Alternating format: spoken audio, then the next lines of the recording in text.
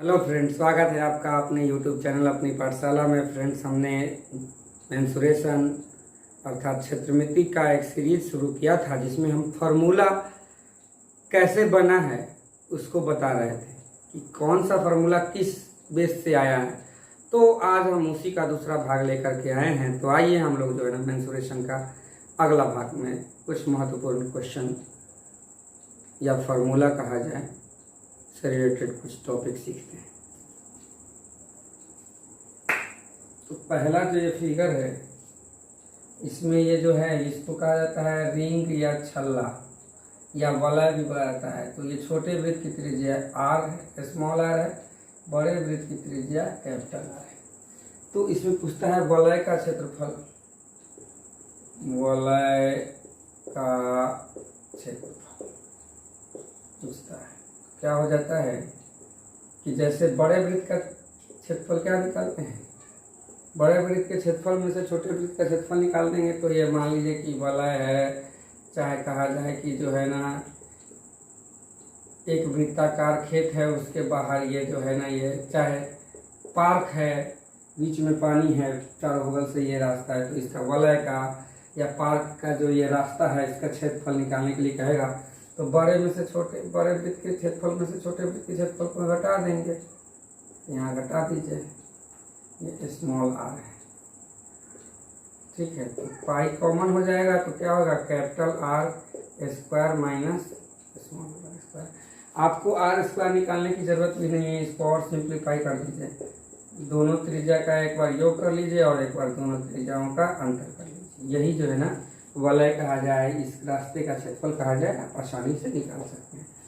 अब आइए, जैसे हम वृत्त के क्षेत्रफल से पढ़े थे, वृत्त का क्षेत्रफल पढ़े थे पाई आर स्क्वायर।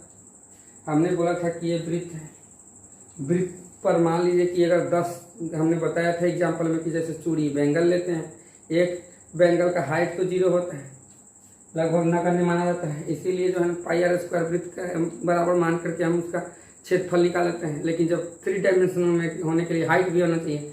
जब हम 10 चूड़ी वहीं पे रख देते हैं तो वहाँ पर कुछ हाइट हो जाता है, और हाइट से अगर मल्टीप्लाई इसी वृत्त के क्षेत्रफल में कर देते हैं तो सिलेंडर अर्थात बेलन का आयतन निकल जाता है। तो उसी तरह से वलय के आधार पर यहाँ पर ये भी एक वलय ही है, तो वलय में हाइट आ गया है। तो वो सिर्फ सिलेंडर था, ये खोखले बेलन, क्या है ये खोखला बेलन का ये बेलन। तो यहाँ पर आयतन क्या होगा, का आयतन क्या हो जाएगा, जो ये निकला है इसमें हाइट से मल्टीप्लाई कर दीजिए, क्या होगा pi R plus R minus R गुने एच, यही हो जाता है। अब जो है इसी एच को यहाँ रख दीजिए, pi H R capital R plus small R capital R minus small, ये हो गया खोखले बेलन का आयतन। तो ये निकल गया। अब जो है जैसे यहाँ वृत्त की परिधि क्या होती थी 2 पाई आर, क्या होती थी 2 पाई आर। अब इसी में हम बोले कि 10 चूड़ी अगर रखते हैं तो उसका कुछ हाइट लिया जाता है। तो उसी तरह से कर्व सरफेस एरिया, कर्व जो है ये भी एक, अगर ये भी एक जो है सिलेंडर है। अब इस सिलेंडर का जो बाहरी जो वक्र पृष्ठ क्षेत्रफल है ये वाला पार्ट है, टोटल सरफेस पूछेगा तब हम टॉप और बॉटम भी ऐड करते हैं। लेकिन सिर्फ वक्र पूछा जाए तो यहाँ से यहाँ जो ये है जो हर मोमेंट पर राउंड करना है, ये वक्र मतलब कर्व सरफेस एरिया या वक्र पृष्ठ क्षेत्रफल कहते हैं इसको। तो इसके लिए पहले जो है ना हम क्या करते थे, 2 पाई आर वृत्त की परिधि है, वृत्त की परिधि में हम लोग क्या करते थे, ये है इसी में अगर ऊंचाई इतना बढ़ा दिए, इतना तक अगर वृत्त ही यहाँ तक रखा जाए तो उसका कर्व सरफेस एरिया के लिए हाइट आता था। तो यहाँ भी यही होगा कि खोखले बेलन के, खोखले बेलन का वक्र पृष्ठ क्षेत्र क्या होगा, आप खुद सोचिए। यहाँ होता था 2 पाई आर, यहाँ पर क्या होगा सोचिए आप, वक्र पृष्ठ क्षेत्रफल क्या होगा। अब इसका वक्र पृष्ठ क्षेत्रफल निकालने के लिए क्या करेंगे, एक्सटर्नल में से इंटरनल वाला जो बेलन है उसका हम लोग घटा देंगे। तो एक्सटर्नल में से इंटरनल काट देंगे। तो यहाँ पर क्या होगा, कोई भी कर्व सरफेस एरिया क्या होता है 2πr(h)। यहाँ का बाहर वाले का r कितना है और ये h माइनस इंटरनल में क्या हो जाएगा, अंदर वाले का त्रिज्या कितना है r, स्मॉल r है। तो बस h तो चेंज होगा नहीं, r होगा नहीं। देखिए ये कहाँ से आया, कर्व सरफेस एरिया जो होगा यही मान लीजिए इसके अंदर में एक ऊपर से इसके अंदर में ये है, इस दोनों के बीच का डिफरेंस होगा। एक्सटर्नल कर्व सरफेस एरिया में से इंटरनल घटा देंगे, निकल जाएगा। तो अब देखा जाए यहाँ पर 2πh कॉमन ही है, r माइनस स्मॉल r कर देंगे। ये जो है कर्व सरफेस एरिया हो गया इसका। खोखले बेलन का कर्व सरफेस एरिया क्या होगा, तो देख लीजिए खोखले बेलन का कर्व सरफेस एरिया जो होगा वो क्या, एक्सटर्नल जो बेलन रहेगा उसका कर्व सरफेस एरिया निकालेंगे, इंटरनल का निकालेंगे, दोनों का डिफरेंस कर लेंगे, वो हमारा एक आ गया। अब जो है total surface area, total surface area जो होगा ये हैलो सिलेंडर बोला जाता है, खोखला बेलन बोला जाता है हॉलो। तो इसको निकालने के लिए ये जो रहेगा ही ऊपर और नीचे का जो बॉटम और टॉप में जो वृत्त है बना हुआ उसका भी मान लीजिए इसके अंदर में ही ये वृत्त घुसा हुआ है। तो हम लोग जो कर्व सरफेस एरिया निकाले हैं उसके बाद टॉप और बॉटम में जो वृत्त है दोनों का क्षेत्रफल जोड़ देंगे। तो यहाँ जो है इसी में सिर्फ एक ऊपर और एक नीचे का वृत्त का क्षेत्रफल जुड़ जाएगा। तो पहले ये देखेंगे क्या 2πh r माइनस r, ये तो होगा ही। अब ऊपर में या नीचे में कहा जाए दोनों में तो वलय ही है, अब वलय का क्षेत्रफल यहाँ निकाले हैं। तो ये एक बार है, ऊपर में भी इस तरह का बन रहा है, नीचे में तो दो बार हो जाएगा। तो 2π यहाँ पर हम देखे थे क्या था r plus r into r minus r, यही ना। अब देखिए 2π यहाँ कॉमन, 2π यहाँ कॉमन, r माइनस r यहाँ, r माइनस यहाँ, तो लिख दिए 2πr माइनस r, यहाँ तक तो हो गया। अब यहाँ r प्लस r है, यहाँ h है, तो r प्लस r मतलब capital R plus small r plus h, यही हो गया टोटल सरफेस एरिया। मतलब कि खोखले बेलन का संपूर्ण पृष्ठ क्षेत्रफल पूछेगा तो यही आएगा 2π। कहाँ कहाँ से कैसे बना है वो हम लोग एक एक करके सीखते जा रहे हैं। पहले सीखा कि वलय का क्षेत्रफल क्या होगा, तो बड़े वृत्त में से छोटे वृत्त का क्षेत्रफल घटा दिए तो निकल गया ये। अब ये आ गया, उसके आधार पर हमने बोला उसी में अगर हाइट जोड़ देंगे तो खोखले बेलन का आयतन हो जाएगा। तो हाइट हम मल्टीप्लाई कर दिए, यहाँ जो आया था इसी में, तो यहाँ पर जो है ना खोखले बेलन का आयतन निकल गया। अब जो है ना कर्व सरफेस एरिया के लिए क्या करेंगे, खोखला बेलन में अगर जैसे कि आप कह सकते हैं एक ड्राम हो जिसका चदरा अगर मोटा हो, या एक सिलेंडर हो जिसका जो बीच में जो है ना दोनों का रेडियस जो है ना बाहर वाला सर्किल और भीतर वाला सर्किल का अगर डिफरेंस हो, तो हम लोग उसको खोखला बेलन मानेंगे। और खोखला बेलन का तब हम कर्व सरफेस एरिया के लिए क्या करेंगे, बाहर वाला जो कर्व सरफेस एरिया है एक्सटर्नल कर्व सरफेस एरिया में से इंटरनल कर्व सरफेस एरिया मतलब जो है वक्र पृष्ठ क्षेत्रफल दोनों का बाहर का और भीतर का डिफरेंस घटा देंगे, जो आएगा वही जो है ना वक्र पृष्ठ क्षेत्रफल आएगा किसका, खोखले बेलन का। तो ये आया कि 2πh capital R minus small r। अब जो है ना टोटल में क्या करते हैं, वक्र पृष्ठ तो रहता ही है, ऊपर और नीचे जो दो वृत्त बना है उसको भी जोड़ देते हैं। तो ऊपर भी एक खोखला ये वलय है, नीचे भी है, तो इसका वलय का क्षेत्रफल एक बार जो है वो इतना है, और ऊपर में यही है नीचे भी यही है, तो दो बार कर देंगे 2π। तो यहाँ पर लिख दिए हैं 2π capital R plus small r into capital R minus small r, ये आ गया, यही टोटल सरफेस एरिया हो गया। तो आपको वलय और जो खोखला बेलन है उसका फार्मूला कहाँ से आया हम लोग उसको सीख लिए, रटने की जरूरत नहीं है। जब हम एक एक स्टेप देखेंगे तो जैसे यहाँ डायरेक्ट ये रिजल्ट दिया रहता है, यहाँ ये रिजल्ट दिया रहता है, यहाँ ये रिजल्ट दिया रहता है, तो स्टूडेंट को पता, और यहाँ ये रिजल्ट दिया रहता है। ये चार रिजल्ट आया कहाँ से वो बता दिया हमने कि ये कैसे आया है। लेकिन अगर आपको सीधे फार्मूला याद कर लेंगे तो हो सकता है कभी अगर क्वेश्चन थोड़ा सा घुमा दे और कॉन्सेप्ट नहीं रहेगा तो आपको परेशानी हो सकती है सॉल्व करने में। इसलिए आप एक एक फार्मूला जो है उसका मैं बेसिक बताऊंगा, आप सीखिए।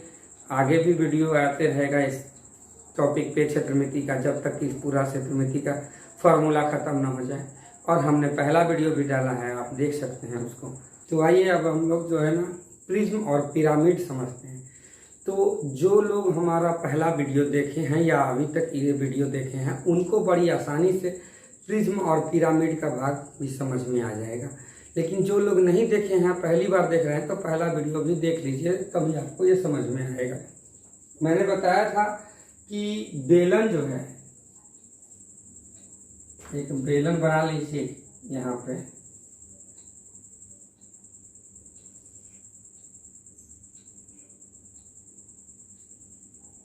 तो मैंने बताया था कि इसकी त्रिज्या अगर r हो, ये हाइट जो है वो h है, तो हमने बनाया था कि वृत्त से, एक वृत्त है, वृत्त का क्षेत्रफल अभी भी बताया, वृत्त का क्षेत्रफल जो है वो क्या होता है, पाई r स्क्वायर।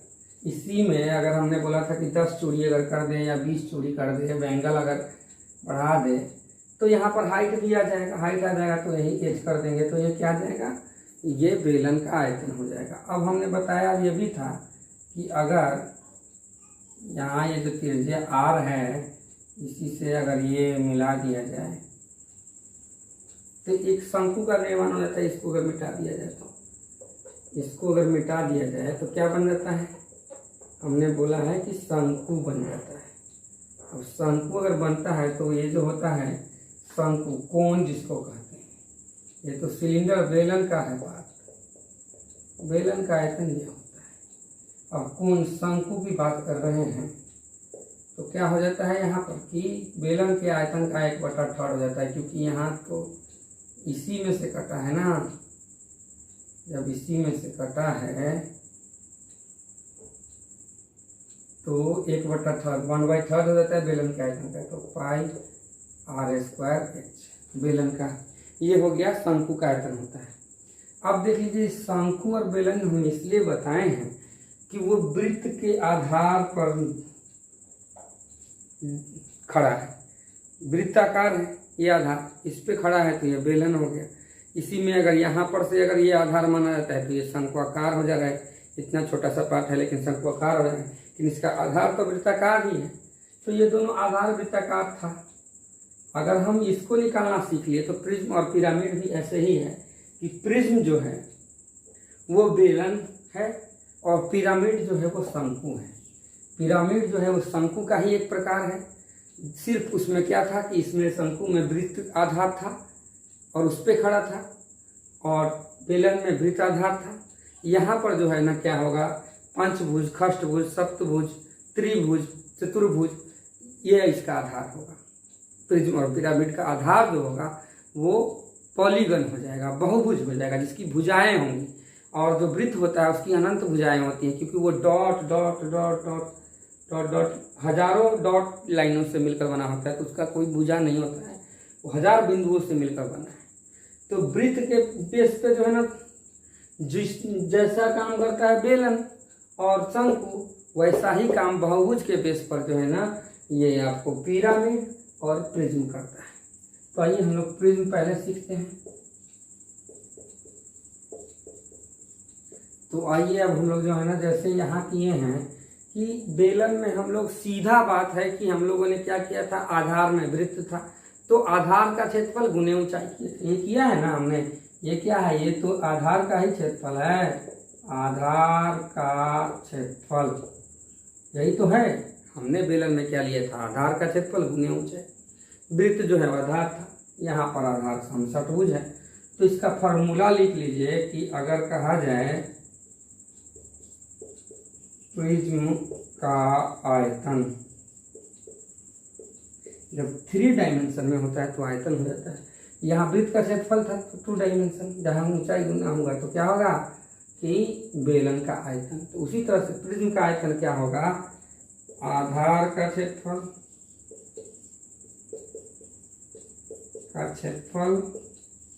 गुने ऊंचाई, बस यही हो गया। जैसा हमने बेलन में पढ़ा था वही है कि नहीं, कि हमने पढ़ा था कि आधार का क्षेत्रफल में ऊंचाई से गुना कर रहे थे, यहाँ भी आधार का क्षेत्रफल, वो वृत्त था उसका आधार, इसका आधार जो है चेंज होते रहेगा, कभी त्रिभुज रहेगा, चतुर्भुज रहेगा, पंचभुज, खष्टभुज, सप्तभुज, जो आधार रहेगा उसका हम क्षेत्रफल निकालेंगे और उसके आधार में ऊंचाई से हम गुना कर देंगे, मेरा प्रिज्म का आयतन आ जाएगा। अब हमने इसी के आधार पर जैसे बेलन में पढ़ा था कि 1/3 जो है शंकु कहा जाता है, तो इसी आधार पर देखिए कंपैरिजन सिखा रहा हूं कि पिरामिड का आयतन जो होगा वो भी यही होगा जो यहाँ हो रहा था बेलन में जैसे हुआ था, यहाँ भी हो गया था शंकु में 1/3 और बेलन के आयतन का, यहाँ भी वही होगा कि 1/3 गुने आधार का क्षेत्रफल, आधार का क्षेत्रफल गुने ऊंचाई। प्रिज्म और पिरामिड में कोई डिफरेंस नहीं है। अगर इसकी भी 4 भुजा है, यहाँ भी अगर 4 भुजा हो वर्गाकार, इसका भी 10 सेंटीमीटर अगर दिया हो भुजा की लंबाई, यहाँ भी 10 दिया हो, तो यहाँ पर जो है ना चतुर्भुज है, तो वर्ग का क्षेत्रफल क्या होगा 100, तो ये भी 100, ये भी 100 गुने ऊंचाई। इसका भी अगर प्रिज्म में अगर 15 दिया है मान लीजिए, या 10 ही दिया है, अगर 10 दिया है तो क्या हो जाएगा 100 गुने 10 1000 होगा इसका, तो प्रिज्म का आयतन 1000 हो जाएगा। यहाँ पर क्या होगा, अगर ये भी वर्ग की भुजा भी 10 हो, ऊंचाई भी 10 है अगर दिया हो, तो यहाँ में प्रिज्म का आयतन जो पिरामिड का जो आयतन निकलेगा वो क्या होगा 1/3 गुने आधार का क्षेत्रफल गुने ऊंचाई। का आधार का क्षेत्रफल अगर 10 है तो 100 है, वर्गाकार है, तो ऊंचाई भी 10 है मान लीजिए है, तो 1000 का 1/3, तो इसके यहाँ 1000 सिर्फ था, इसका 1/3 यहाँ हो जाएगा। तो पिरामिड का आयतन जो होता है प्रिज्म के आयतन का 1/3 होता है अगर सभी भुजाएं सभी ऊंचाई बराबर हो, तो इसीलिए हम इसको ले लिए कि यहाँ पर 1/3 गुने आधार जो भी हो, त्रिभुज, चतुर्भुज, पंचभुज जो भी हो का क्षेत्रफल गुने ऊंचाई कर देंगे। अब बहुत लोग इसमें कंफ्यूज रहते थे कि किसका 1/3 होगा, अब वो कभी नहीं होगा। जैसे हम बेलन का 1/3 शंकु में हो जाता था, वो जान गए थे, वैसे ही प्रिज्म का जो होता है आयतन उसका 1/3 अगर सेम भुजा हो, सेम ऊंचाई हो, तो 1/3 पिरामिड में हो जाएगा। नहीं भी होगा तो फार्मूला जान लीजिए कि प्रिज्म का जो फार्मूला है उसमें 1/3 कर दीजिए, पिरामिड का आयतन निकल जाएगा। चलिए अब हम लोग जो है ना वक्र पृष्ठ क्षेत्रफल जैसे इसमें करते थे, यहाँ पर जो है ये हम लोग इसका करेंगे कि तिर्यक पृष्ठ का क्षेत्रफल, ये वाला पार्ट जो है यहाँ से ये दिख रहा है, एक पार्ट ये बन रहा है, एक पार्ट ये बन रहा है, एक पार्ट ये, 3 पार्ट इधर से बन रहा है, 3 पार्ट उधर से भी बनता होगा, 6 मुझे तो तिर्यक पृष्ठ का क्षेत्रफल निकालने के लिए एक पार्ट जैसे ये है इसको पूरा निकाल लेंगे, और चूंकि समबाहुभुज है, खष्टभुज है, तो सारी भुजाएं बराबर है, तो जो एक पार्ट आएगा वही इस पार्ट का होगा, वही इस पार्ट का होगा, सारे पार्टों का सेम होगा। तो हम लोग क्या करते हैं तिर्यक पृष्ठ का क्षेत्रफल निकालने के लिए टोटल निकाल लेते हैं। टोटल मतलब क्या, टोटल मतलब कि आधार को जो है, जैसे हम लोग यहाँ पर कर्व सरफेस एरिया में बेलन में क्या करते थे, यहाँ पर बेलन में कर्व सरफेस एरिया में क्या करते थे, वृत्त का परिमाप लेते थे, वृत्त का परिमाप, वृत्त की परिधि, परिधि क्या होती थी 2πr।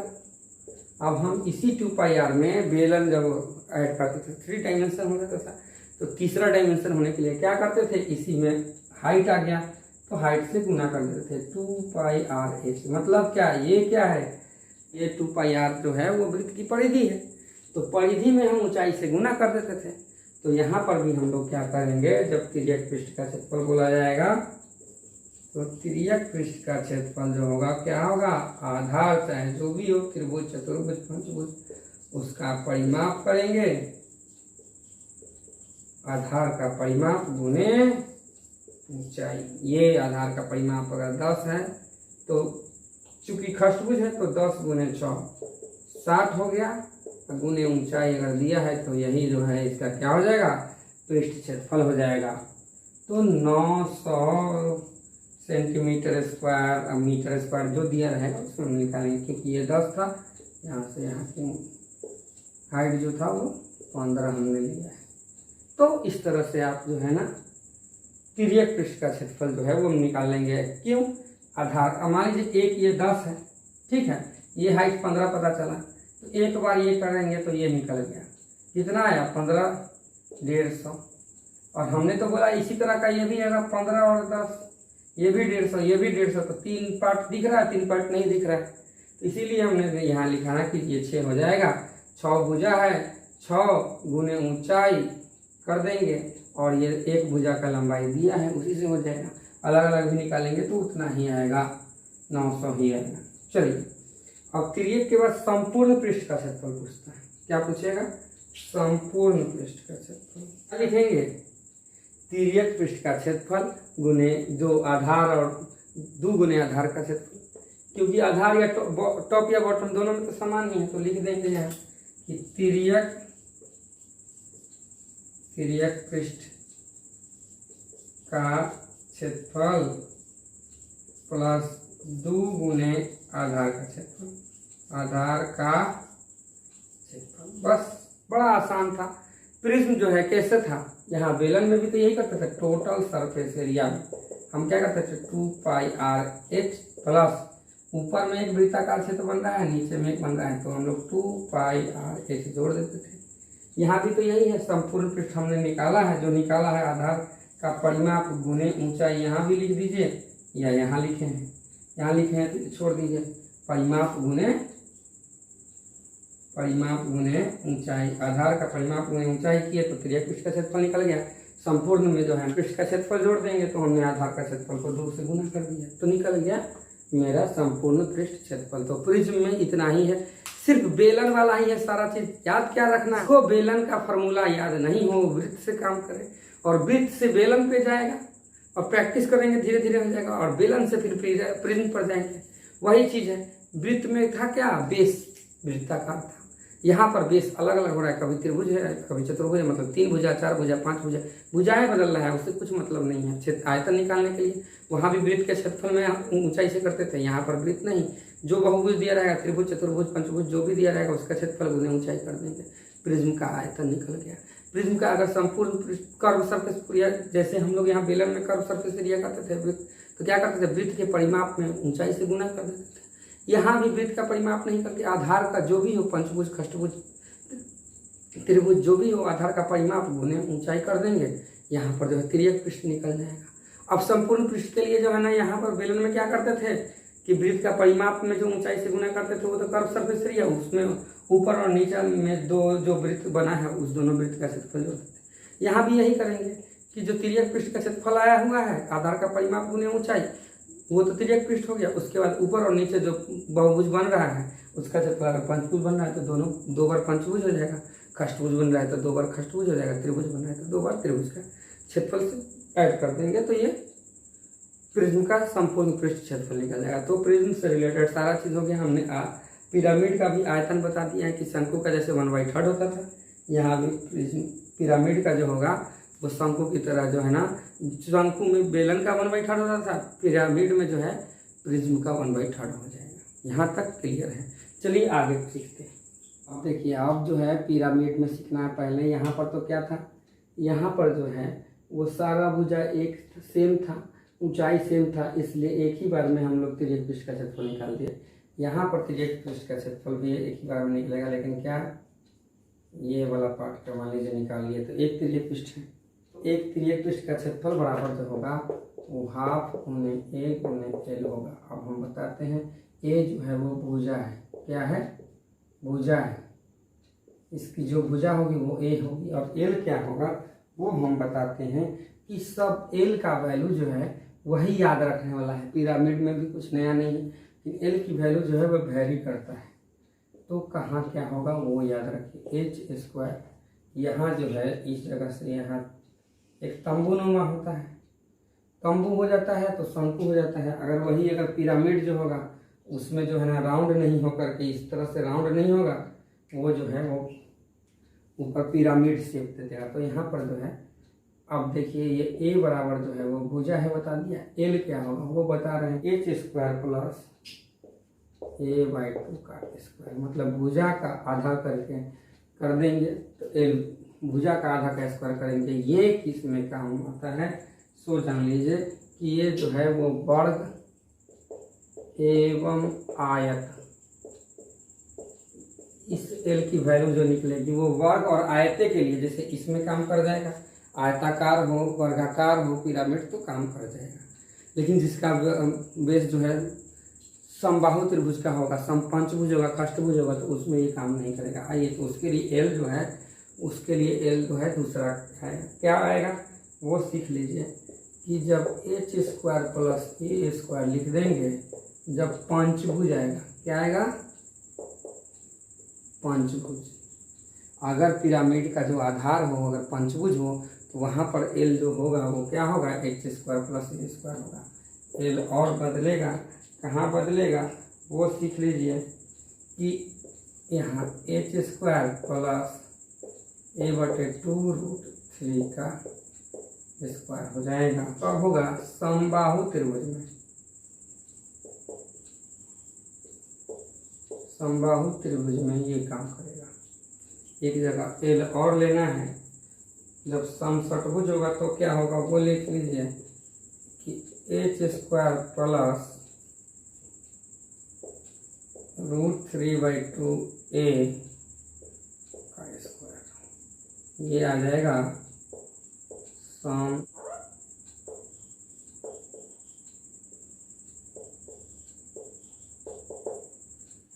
आप देख लीजिए, यही चीज़ सीखना था। ये 4 फॉर्मूला एक ही जगह से बन रहा है कि क्या हो रहा है कि पिरामिड जो है वो प्रिज्म के आयतन का 1/3 है, तो आधार का क्षेत्रफल गुने ऊंचाई का 1/3 कर दिए थे तो आ गया। अब यहाँ पर जो तिर्यक पृष्ठ का क्षेत्रफल जो यहाँ आ रहा था वो एक तिर्यक पृष्ठ का बता रहे हैं, एक तिर्यक पृष्ठ का क्षेत्रफल क्या हो गया, हाफ गुने ए गुने एल। ए जो होता है वो भुजा की लंबाई होती है, एल जो होता है वो निकालने के लिए हमने बता दी कि वर्ग और आयत रहेगा तो एच स्क्वायर प्लस a/2 का स्क्वायर कर दीजिएगा, एल निकल जाएगा। पंचभुज रहेगा तो एच स्क्वायर प्लस ए स्क्वायर का √अंडर कर दीजिएगा तो आ जाएगा। षटभुज रहेगा तो वो सीख लीजिए, एच स्क्वायर प्लस √3/2a का स्क्वायर कर दीजिएगा, षटभुज भी निकल जाएगा। समबाहु त्रिभुज में जो है वो क्या होगा, एच स्क्वायर प्लस a/2√3 का स्क्वायर का √अंडर कर दिएगा, समबाहु त्रिभुज में एल निकल जाएगा। एल निकल जाएगा तो मेरा तिर्यक पृष्ठ का क्षेत्रफल निकल जाएगा। अब मान लीजिए जैसे जितना रहेगा, अब संपूर्ण तिर्यक पृष्ठ निकालने के लिए क्या करेंगे, जितना भुजा होगा उतना गुने जो है ना हाफ एल निकाल लेंगे, उसमें उतना से गुना कर देंगे। पंचभुज रहेगा तो 5 से गुना करेंगे, खष्टभुज रहेगा 6 से, सतभुज रहेगा 7 से, ठीक है। या सीधे लिख देंगे कि इसको जो इतना निकाले हैं उसमें 5 गुना 6 गुना 4 गुना जितना भुजा रहेगा करके, तो ये आपको संपूर्ण तिर्यक पृष्ठ का क्षेत्रफल आ जाएगा। और सॉरी, तिर्यक पृष्ठ का क्षेत्रफल। और संपूर्ण करने के लिए क्या होगा, एक बार आधार का क्षेत्रफल जोड़ देंगे। इसमें तो दोनों ऊपर नीचे था, यहाँ पर तो एक ही है। जैसे शंकु में एक ही रहता है नीचे, उसका जोड़ते हैं। तिर्यक पृष्ठ उसमें पाइआरएल होता है, उसमें जो है ना आधार का क्षेत्रफल जोड़ देते हैं। यहाँ भी जो है ना एक का निकाले हैं, जितना का रहेगा उतना गुने तिर्यक पृष्ठ करके आप प्लस आधार का क्षेत्रफल जोड़ देंगे, हो जाएगा संपूर्ण पृष्ठ का क्षेत्रफल पिरामिड में। तो क्या होगा, सभी तिर्यक, सभी इसलिए लगाए कि ये तो एक तिर्यक पृष्ठ का क्षेत्रफल है। सभी जितना रहेगा, मान लीजिए ये एक का निकाल के 5 6 जितना रहेगा उसका सभी तिर्यक पृष्ठ का क्षेत्रफल प्लस आधार का क्षेत्रफल, आधार का क्षेत्रफल। देखिए ये सब कोई फार्मूला नहीं बता रहे हैं और ट्रिक नहीं बता रहे हैं, ये लॉजिकली है, ऐसा है। अब आपको ये एल समझाने के लिए थोड़ा टाइम लगेगा, नहीं तो ये भी कोई बड़ी बात नहीं है कि एल कहाँ से क्यों a/2 हो गया वर्ग और आयत में, वो जान लेता है। और जो चीज़ है, जो फार्मूला है, अगर आप इस चीज़ को, इस 4 को याद रख लेते हैं तो जीवन में इसको अगर समझ लेते हैं तो कभी याद करने की ज़रूरत नहीं है। वैसे ही बता रहे हैं कि प्रिज्म कहाँ से आया। वृत्त सीखा, वृत्त का अगर हम क्षेत्रफल निकाल लेते हैं और उसमें अगर हाइट से गुना करते हैं तो बेलन का आयतन निकल जाता है। बेलन का जो बेस है वो वृत्ताकार है, वहाँ अगर बेस अगर हम डिफरेंट पॉलीगन कर देते हैं तो प्रिज्म का आयतन निकल जा रहा है। अब जो है ना बेलन का वक्र पृष्ठ क्षेत्रफल निकालने के लिए क्या करते हैं, वृत्त का परिधि जो आ रहा है उसी में हम ऊंचाई से गुना कर दें तो वक्र पृष्ठ क्षेत्रफल वहाँ निकल जाता है। यहाँ भी क्या होगा, प्रिज्म में कि आधार का परिमाप निकाल लीजिए, पॉलीगन है इसलिए आधार का परिमाप निकलेगा, गुने ऊंचाई कर दीजिए तो आपका जो है ना तिर्यक पृष्ठ का क्षेत्रफल आ गया। संपूर्ण में क्या करेंगे, ऊपर और नीचे जो पॉलीगन का क्षेत्रफल आ रहा है उस दोनों को जोड़ देंगे, क्योंकि बेलन में भी यही करते थे, कर्व सरफेस एरिया में ऊपर और नीचे दो वृत्त बना है उसका दो वृत्त का क्षेत्रफल जोड़ देते थे। यहाँ तो इस तरह से। अब इसमें भी यहाँ शंकु में क्या करते थे, 1/3 बेलन का आयतन, तो यहाँ पर इसी तरह कर दिए 1/3 प्रिज्म का आयतन। तो ये तो हो गया कि आधार का क्षेत्रफल गुने ऊंचाई गुने 1/3, तो ये तो हो गया। अब जो है ना वहाँ क्या करते थे, वहाँ करते थे शंकु में कि वक्र पृष्ठ क्षेत्रफल जो होता है कि पाई आर एल। यहाँ पर क्या होगा, त्रिभुजाकार है तो हाफ गुने ए गुने एल, एल जो है ऊंचाई, तो एल निकालने के लिए हम वर्ग आयत का एक साथ, पंचभुज का एक, खष्टभुज का एक और त्रिभुज का एक फॉर्मूला बता दिए, इसको याद कर लीजिए। इसके आधार पर एल निकल जाएगा। जैसे ही एक पृष्ठ का क्षेत्रफल निकलेगा उसमें जितना भुजा रहेगा उससे मल्टीप्लाई कर दीजिए, समझ। यहाँ पर सभी त्रियक पृष्ठ क्षेत्रफल निकल गया। और संपूर्ण करने के लिए एक आधार में तो वृत्ताकार तो है नहीं, यहाँ क्या है, त्रिभुजाकार, चतुर्भुजाकार, पंचभुज, खष्टभुज, सप्तभुज जो भी हो पॉलीगन, उसका आयतन जो मतलब उसके आधार का क्षेत्रफल अगर जोड़ देंगे तो यहाँ पर जो है प्रिज्म का संपूर्ण पृष्ठ क्षेत्रफल भी, सॉरी पिरामिड का संपूर्ण पृष्ठ क्षेत्रफल भी निकल जाएगा। सभी तिर्यक पृष्ठ का क्षेत्रफल प्लस आधार का क्षेत्रफल। तो इस तरह से हम आज 4 ही सीखे, लेकिन जो भी सीखना है वो अच्छे ढंग से सीखना है और कैसे, कौन सा बेस है, कहाँ से ये फार्मूला बना है, अगर सीख लेंगे तो जीवन में कभी ज़रूरत नहीं होगा। जैसे एक पृष्ठ का सीखे, अब दूसरा ये भाग है, ये भी तीसरा ये भाग है, और एक पीछे है जो नहीं दिख रहा है, 4 पीस बन रहा होगा, वहाँ 4 गुने त्रियक पृष्ठ का क्षेत्रफल एक जो निकाला है चतुर्भुज है तो 4 से गुना कर देंगे, और आधार में जो ये वर्ग बना है उसका वर्ग का क्षेत्रफल जोड़ देंगे, संपूर्ण पृष्ठ का क्षेत्रफल निकल जाएगा। सिर्फ अगर त्रियक पूछेगा तो ये नीचे में बेस जो वर्गाकार बनाया नहीं जोड़ेंगे, 1 2 3 और इधर वाला 4, यहाँ खाली 4 से गुना कर देंगे। संपूर्ण तो नहीं, लेकिन एक त्रियक नहीं, चारों त्रियक पृष्ठ का क्षेत्रफल अगर पिरामिड का पूछेगा वो निकल जाएगा। संपूर्ण पूछेगा तो आधार भी जोड़ देंगे, आधार का क्षेत्रफल जोड़ देना है और कुछ नहीं। तो इस तरह से आपको मेरा ये वीडियो अगर पसंद आया तो वीडियो को लाइक करें, चैनल को सब्सक्राइब करें और ज़्यादा से ज़्यादा लोगों को शेयर करें और अपना बेल आइकॉन प्रेस कर दें, जिससे जब भी हमारे चैनल पर कोई वीडियो अपलोड हो तो आपके पास नोटिफिकेशन चला जाए। धन्यवाद। जय हिंद, जय भारत।